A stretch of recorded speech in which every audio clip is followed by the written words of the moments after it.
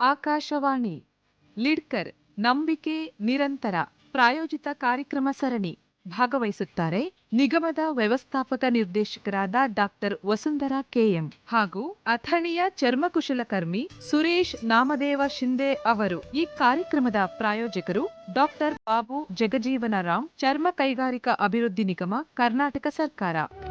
ಕರ್ನಾಟಕದ ಪರಂಪರೆಯ ಪ್ರತೀಕವಾಗಿರುವ ಸರ್ಕಾರಿ ಉದ್ದಿಮೆ ಲಿಡ್ಕರ್ ಅನ್ನು ಬೆಂಬಲಿಸಿ ಚರ್ಮಕುಶಲ ಕರ್ಮಿಗಳ ಬಾಳು ಬೆಳಗಿಸಿ. ಗುಣಮಟ್ಟದಲ್ಲಿ ರಾಜಿ ಇಲ್ಲ, ವಿನ್ಯಾಸದಲ್ಲಿ ಸಾಟಿ ಇಲ್ಲ. ಅಪ್ಪಟ ಚರ್ಮೋತ್ಪನ್ನಗಳು ವಿಶಿಷ್ಟ ಶೈಲಿಯಲ್ಲಿ. ಲಿಡ್ಕರ್ ಉತ್ಪನ್ನಗಳನ್ನು ಬಳಸಿ ಚರ್ಮಕುಶಲ ಕರ್ಮಿಗಳನ್ನು ಪ್ರೋತ್ಸಾಹಿಸಿ.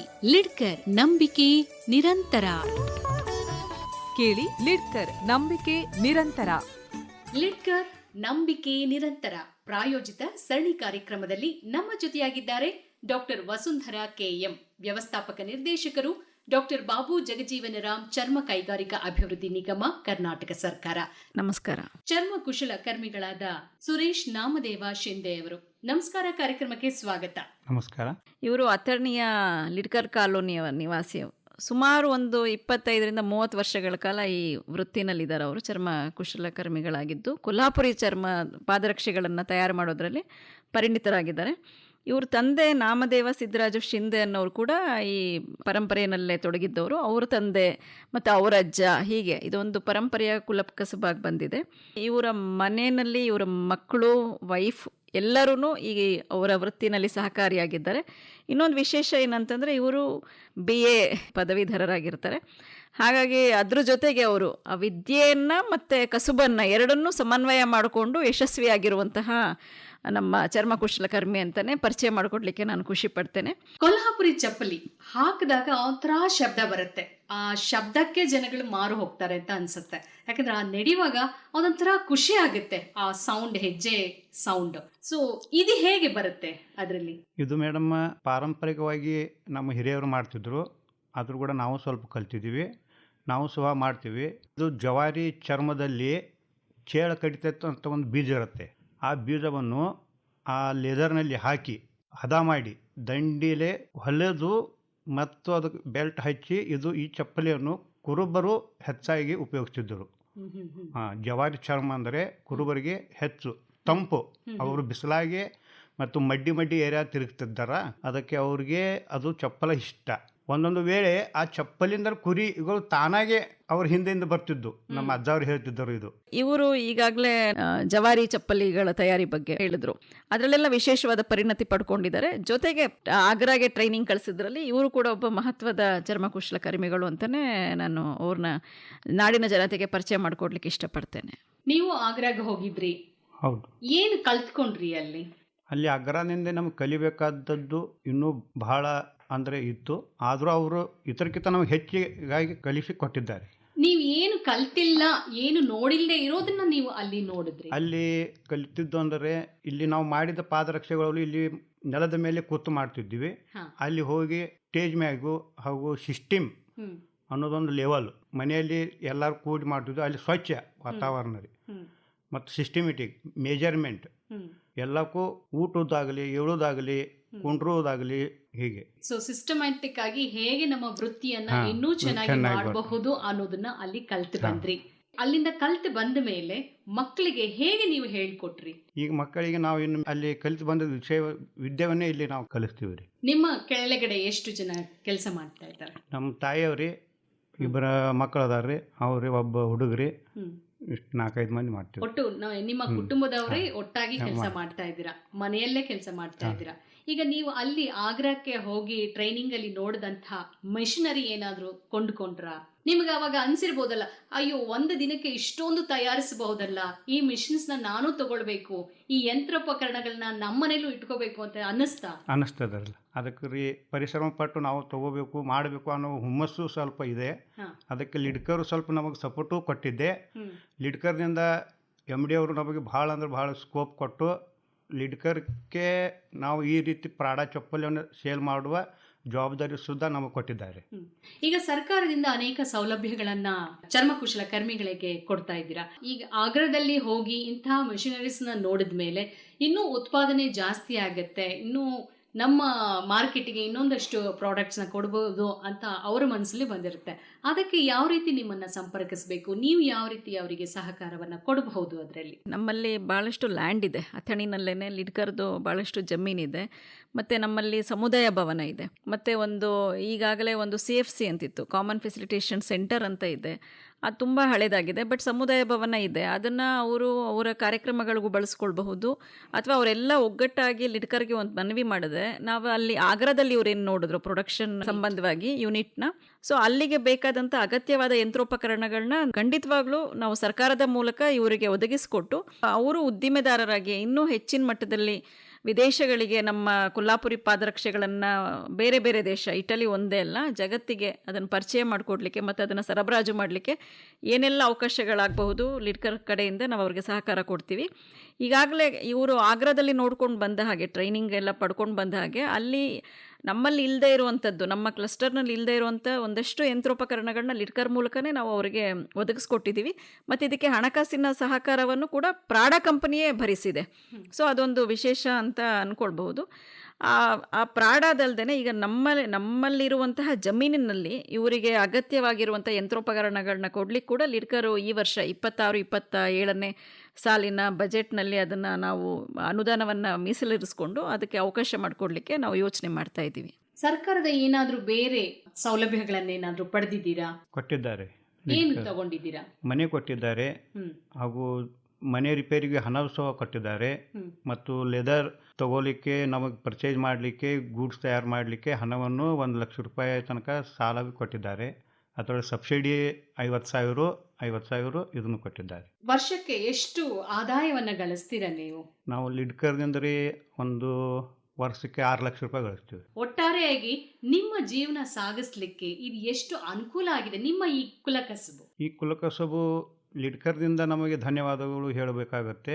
ಮೊದಲು ಹಿಡಿದು ನಾವು ಮಾಡಿದ್ದಕ್ಕೆ ಲಿಡ್ಕರ್ಗೆ ಹೆಚ್ಚಿನ ಮಾಲ್ ಕೊಡ್ತಿದ್ವಿ. ಈಗ ಈ ಲೋಕಲ್ದಲ್ಲಿ ಅಷ್ಟು ಹಣ ಗಳಿಸಲಿಕ್ಕೆ ಆಗೋದಿಲ್ಲ, ಅಲ್ಲಿ ಕಮ್ಮಿ ರೇಟ್ ಸಿಗುತ್ತೆ. ಲಿಡ್ಕರಿಗೆ ನಮಗೆ ಹೆಚ್ಚು ಅನುದಾನ ಕೊಟ್ಟಿದ್ದರಿಂದ ಲಿಡ್ಕರ್ಗೆ ನಾವು ಮಾಲ್ ಕೊಡ್ತೀವಿ. ಯಾವ್ಯಾವ ಕಡೆಯಿಂದ ಬರ್ತಾರೆ ನಿಮ್ಗೆ ತಗೊಳ್ಳಿಕ್ಕೆ? ನಿಮ್ಮ ಮನೆಗೆ ಬಂದು ನೋಡಿ ತಗೊಳ್ಳೋ ಅಂಥದ್ದು ಇದೆಯಾ? ಆತರ ಗ್ರಾಹಕರು ಇದ್ದಾರಾ? ಇದ್ದಾರೆ. ಬೊಂಬೈದಿಂದ ಬರ್ತಾರೆ, ದೆಹಲಿದಿಂದ ಬರ್ತಾರೆ, ಶಿರ್ಡಿಯಿಂದ ಬರ್ತಾರೆ. ಆಗ ಕೋಲ್ಹಾಪುರ ಮಾರ್ಕೆಟ್ ಸನಿ ಇದೆ, ಅವರು ಬಂದು ತಗೊಂಡು ಹೋಗ್ತಾರೆ. ನೀವು ತಯಾರಿಸಿದಂತಹ ಉತ್ಪನ್ನಗಳನ್ನ ಹೇಗೆ ಸರಬರಾಜು ಮಾಡ್ತೀರಾ? ನಾವು ಡೈರೆಕ್ಟ್ಲಿ ಲಿಡ್ಕರಿಗೆ ಬೆಳಗಾವಿ ಆಫೀಸ್ ಇದೆ, ಆಫೀಸ್ಗೆ ಅಲ್ಲಿ ತಂದು ಕೊಟ್ಟರೆ ಅವ್ರು ಕೊಟ್ಟ ಕಿಶನ್ ಹಣವನ್ನು 8 ದಿನಲೇ ಪೇ ಮಾಡ್ತಾರೆ. ಹಾಗಾಗಿ ಯಾವುದೇ ತೊಂದರೆ ನಡೀತಾ ಇದೆ, ಸುಗಮವಾಗಿ ನಡೀತಾ ಇದೆ, ಜೀವನ ಚೆನ್ನಾಗಿದೆ.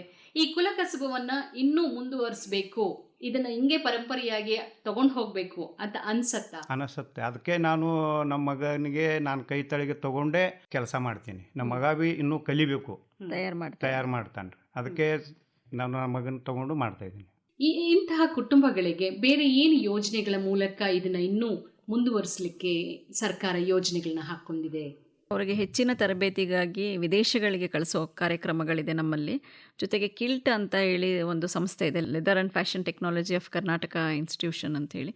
ಸೊ ಅಲ್ಲಿ ಕೂಡ ನಾವು ವಿಶೇಷವಾದ ಕಾರ್ಯಕ್ರಮಗಳನ್ನ ಆಯೋಜನೆ ಮಾಡಿಕೊಳ್ಳಿಕ್ಕೆ ಈಗ ಯೋಜನೆ ರೂಪಿಸ್ಕೊಂಡಿದ್ದೀವಿ. ಕಿಲ್ಟ್ ಮೂಲಕ ಅಲ್ಲಿರುವಂತಹ ಟೆಕ್ನಿಷಿಯನ್ ಮೂಲಕ ಇದರಲ್ಲಿ ಇನ್ನೇನು ವಿಶೇಷವಾಗಿ ತಯಾರು ಮಾಡಬಹುದು, ವಿನ್ಯಾಸಗಳನ್ನ ರೂಪಿಸಬಹುದು ಅಂತ ಹೇಳಿ ಒಂದು ತರಬೇತಿ ಕೊಡೋಣ ಅಂತಿದ್ದೀವಿ. ಜೊತೆಗೆ ನಾವು ಚೆನ್ನೈನಲ್ಲಿ ಮತ್ತು ಆಗ್ರಾದಲ್ಲಿ ಮತ್ತು ಕೋಲ್ಕತ್ತಾದಲ್ಲಿ ಹೀಗೆ ಬೇರೆ ಬೇರೆ ಭಾಗಗಳಲ್ಲಿ, ದೇಶದ ಬೇರೆ ಬೇರೆ ರಾಜ್ಯಗಳಲ್ಲಿ ಲೆದರ್ ಟೆಕ್ನಾಲಜಿ ಇನ್ಸ್ಟಿಟ್ಯೂಷನ್ಸ್ಗಳಿದೆ. ಅಲ್ಲಿ ಅವ್ರ ಜೊತೆನೂ ಕೂಡ ಸಂಪರ್ಕ ಮಾಡಿಕೊಂಡು ನಮ್ಮಲ್ಲಿ ಇರುವಂಥ ಚರ್ಮಕುಶಲಕರ್ಮಿಗಳು, ಅದರಲ್ಲಿ ಆಸಕ್ತರು, ಆ ಮಕ್ಕಳುಗಳನ್ನು ಅಲ್ಲಿ ಕಳಿಸ್ಬಿಟ್ಟು, ಏಕೆಂದರೆ ಜಗತ್ತಿನ ಅತ್ಯಂತ 2ನೇದಾಗಿ ಶೀಘ್ರದಲ್ಲಿ ಬೆಳೀತಾ ಇರುವಂಥ ಮಾರುಕಟ್ಟೆ ಅಂತ ಚರ್ಮೋದ್ಯಮ. ಹಾಗಾಗಿ ಅದರಲ್ಲಿ ಅವರು ಹೆಚ್ಚು ಕೇಂದ್ರೀಕರಿಸಿಕೊಂಡು ಪರಿಣಿತರಾದರೆ ಅವರಿಗೆ ಒಂದು ರೀತಿಯ ಏನಂತಾರೆ, ವಿಜಯದ ಹೆಬ್ಬಾಗಲು ತೆರೆದ ಹಾಗೆ ಅವರ ಜೀವನವನ್ನು ತುಂಬ ಅಚ್ಚುಕಟ್ಟಾಗಿ ರೂಪಿಸ್ಕೊಳ್ಬಹುದು. ಏಕೆಂದರೆ ಯಾವುದೇ ಹಿಂಜರಿಕೆ ಇಲ್ಲ, ಯಾವ ಕೆಲಸ ಮಾಡಿದ್ರೂ ಪ್ರಾಮಾಣಿಕವಾಗಿ ಮಾಡಿದ್ರೆ ಯಾವುದು ಮೇಲೂ ಅಲ್ಲ ಕೀಳು ಅಲ್ಲ, ಎಲ್ಲದಕ್ಕೂ ಅದರದೇ ಆದ ಯೋಗ್ಯತೆ ಮತ್ತು ಘನತೆ ಅನ್ನೋದಿರುತ್ತೆ. ಸೊ ಆ ಘನತೆಯನ್ನು ನಾವು ಮರಳಿ ಕೊಡಬೇಕು ನಮ್ಮ ಚರ್ಮಕುಶಲಕರ್ಮಿಗಳಿಗೆ ಅನ್ನೋದು ಲಿಡ್ಕರ್ನ ಒಂದು ಹಿರಿಯ ಆಸೆ ಆಗಿದೆ. ಆ ಮೂಲಕ ನಮ್ಮ ಎಲ್ಲ ಆರ್ಟಿಸಾನ್ಸ್ ಕೂಡ ಅದಕ್ಕೆ ಸಪೋರ್ಟ್ ಮಾಡ್ತಾ ಇದ್ದಾರೆ. ಅವರ ಒಂದು ಇಚ್ಛಾಶಕ್ತಿಯಿಂದ ಮುಂದೆ ಬಂದರೆ ಲಿಡ್ಕರು 100% ಅವರಿಗೆ ನಾವು ಸಹಕಾರ ಕೊಡ್ತಿದ್ದೀವಿ. ಸ್ಥಳೀಯ ಸರ್ಕಾರ, ರಾಜ್ಯ ಸರ್ಕಾರದಿಂದ ಅನೇಕ ಸೌಲಭ್ಯಗಳು, ಸಾಲ ಸೌಲಭ್ಯ ಆಗಿರ್ಬೋದು, ಸಬ್ಸಿಡಿ ಆಗಿರಬಹುದು, ಈ ಚರ್ಮಕುಶಲಕರ್ಮಿಗಳಿಗೆ ನೀವು ಒದಗಿಸ್ತಾ ಇದ್ದೀರಾ, ಅವರು ಅದನ್ನ ಪಡ್ಕೊಂಡಿದ್ದಾರೆ. ಕೇಂದ್ರ ಸರ್ಕಾರದಿಂದ ಏನಾದರೂ ಯೋಜನೆಗಳನ್ನ ನಿಮ್ಮ ನಿಗಮದ ಮೂಲಕ ಅನುಷ್ಠಾನಗೊಳಿಸಲಾಗ್ತಾ ಇದೆಯಾ? ಈಗ ಇದು ರಾಜ್ಯ ಸರ್ಕಾರದ ಒಂದು ಸಂಸ್ಥೆ ನಿಗಮ ಆಗಿದ್ದರೂ ಸಹ ಕೇಂದ್ರ ಸರ್ಕಾರದಿಂದ ಕೆಲವೊಂದಷ್ಟು ಅನುದಾನ ಬರುತ್ತೆ. ಅದು ಕೆಲವು ಯೋಜನೆಗಳಿಗೆ ಸೀಮಿತ ಆಗಿರುತ್ತೆ. ಈಗ ಪಾದುಕೆ ಕುಟೀರ ಕೊಡಲಿಕ್ಕೆ, ಮತ್ತು ನೇರ ಸಾಲ ಕೊಡಲಿಕ್ಕೆ, ಮತ್ತು ತರಬೇತಿ ಕಾರ್ಯಕ್ರಮಗಳನ್ನ ಆಯೋಜಿಸಲಿಕ್ಕೆ ನಮಗೆ PM ಅಜಯ್ ಅನ್ನೋ ಯೋಜನೆ ಅಡಿನಲ್ಲಿ ನಿಗಮಕ್ಕೆ ಒಂದಷ್ಟು ಸಮಾಜ ಕಲ್ಯಾಣ ಇಲಾಖೆಯ ಮೂಲಕ ಹಣ ನಿಗದಿಯಾಗುತ್ತೆ, ಬಿಡುಗಡೆ ಆಗುತ್ತೆ. ಅದನ್ನು ನಾವು ಯಶಸ್ವಿಯಾಗಿ ಆ ಕಾರ್ಯಕ್ರಮಗಳನ್ನ ಆಯೋಜಿಸಿರ್ತೀವಿ. ಇನ್ನೊಂದು ನಮ್ಮಲ್ಲಿ ಶ್ರಮ್ ಕಾರ್ಡ್ ವಿತರಣೆ ಮಾಡೋದಿರುತ್ತೆ. ಅಂದರೆ ಅದು ಶ್ರಮ್ ಅಂತ ಹೇಳಿ ರಿಜಿಸ್ಟರ್ ಆಗುವಂಥದ್ದು. ಅಂದರೆ ಶ್ರಮಿಕರು ಅಂಥೇಳಿ, ಅಂದರೆ ಆನ್ಲೈನಲ್ಲಿ ರಿಜಿಸ್ಟ್ರೇಷನ್ ಆಗೋದು. ಸೊ ಆನ್ಲೈನಲ್ಲಿ ರಿಜಿಸ್ಟರ್ ಆದಂಥ ನಮ್ಮ ಚರ್ಮ ಕುಶಲಕರ್ಮಿಗಳು ಅಥವಾ ಯಾವುದೇ ಸ್ಕಿಲ್ಡ್ ಕೌಶಲ್ಯಭರಿತ ಕುಶಲಕರ್ಮಿಗಳು ಅದರಲ್ಲಿ ಅವರು ರಿಜಿಸ್ಟರ್ ಆದರೆ, ಆನ್ಲೈನ್ ಮೂಲಕ ರಿಜಿಸ್ಟರ್ ಆದರೆ ಅವರಿಗೆ ಶ್ರಮ್ ಕಾರ್ಡ್ ಅಂತ ಸಿಕ್ಕುತ್ತೆ. ಶ್ರಮ್ ಕಾರ್ಡ್ ಇದ್ದರೆ ಅವರು ರಿಜಿಸ್ಟರ್ ಆಗಿರ್ತಾರೆ. ನಾವು ಯಾವುದೇ ಇದರಲ್ಲಿ ತೊಗೊಳಕ್ಕೆ ಹೋದ್ರೂ, ಅಂದರೆ ಯಾವುದೇ ಯೋಜನೆಗಳನ್ನ ರೂಪಿಸ್ಬೇಕಾದ್ರೆ, ಅರ್ಜಿ ಆಹ್ವಾನ ಮಾಡಬೇಕಾದ್ರೆ ಶ್ರಮ್ ಕಾರ್ಡ್ನಲ್ಲಿರೋರನ್ನ ಮೊದಲ ಆದ್ಯತೆ ಮೇರೆಗೆ ಅವ್ರನ್ನ ನಾವು ಆಯ್ಕೆ ಮಾಡುವಂಥ ಅವಕಾಶಗಳಿರುತ್ತೆ. ಮತ್ತು ಬೇರೆ ಬೇರೆ ಸ್ಕಿಲ್ ಡೆವಲಪ್ಮೆಂಟ್ ಇಲಾಖೆಗಳಿರಬಹುದು, ಲಿಡ್ಕರ್ ಇರಬಹುದು, ಅಥವಾ ಇತರೆ ಇಲಾಖೆಗಳು, ನಿಗಮ ಮಂಡಳಿಗಳು ಆ ಶ್ರಮ್ ಕಾರ್ಡನ್ನು ಅದು ವ್ಯಾಲ್ಯೂಬಲ್ ಒಂದು ಮಾನದಂಡ ಅಂತ ಹೇಳಿ ಪರಿಗಣಿಸ್ತೀವಿ ನಾವು. ಸರ್ಕಾರದಿಂದ ಈಗ ಸಾಲ ತಗೊಳ್ತೀರಾ, ಈಗ 50,000 ಸಬ್ಸಿಡಿ ಸಿಕ್ಕಿದ್ರೆ 50,000 ನೀವು ಸಾಲ ತಗೊಳ್ಬೇಕಾಗತ್ತೆ. ಇಲ್ಲ, ಶ್ರಮ್ ಕಾರ್ಡ್ ಇದ್ದುದರಿಂದ ನಮಗೆ ಅನುಕೂಲ ಇದೆ. ಯಾಕಂದರೆ ನಮಗೆ ಲೋನ್ ಕೊಡಬೇಕಾದ್ರೆ ಲಿಡ್ಕರು ಶ್ರಮ್ ಕಾರ್ಡ್ ಇದ್ದರೇ ಅವರು ಕೊಡ್ತಾರೆ, ಇಲ್ಲಾದ್ರೂ ಕೊಡೋದಿಲ್ಲ ರಿಜಿಸ್ಟರ್ ಆದ ಮೇಲೆ. ಅದರಿಂದ ನಮಗೆ ಸಹಾಯ ಆಗತ್ತೆ ಒಂದು. ಮತ್ತು ಲಿಡ್ಕರ್ಗೆ ನಾವು ಮಾಲ್ ಹಾಕಿದ ಮೇಲೆ ನಮಗೆ ಬಿಲ್ ಆಗತ್ತಲ್ಲ, ಬಿಲ್ ಆದಮೇಲೆ ಅಲ್ಲೇ ನಾವು ಹಣವನ್ನು ಕಟ್ಟಿ ಮತ್ತು ನಾವು ಉಳಿದ ಹಣವನ್ನು ನಾವು ತಗೊಂಡು ಹೋಗ್ತೀವಿ. ಈಗ ಬ್ಯಾಂಕಲ್ಲಿ ಸಾಲ ತಗೊಳ್ಬೇಕು ಅಂತ ಹೇಳಿದ್ರೆ ಸಾಮಾನ್ಯವಾಗಿ ಡಾಕ್ಯುಮೆಂಟ್ಸ್ ನ ಕೇಳ್ತಾರೆ.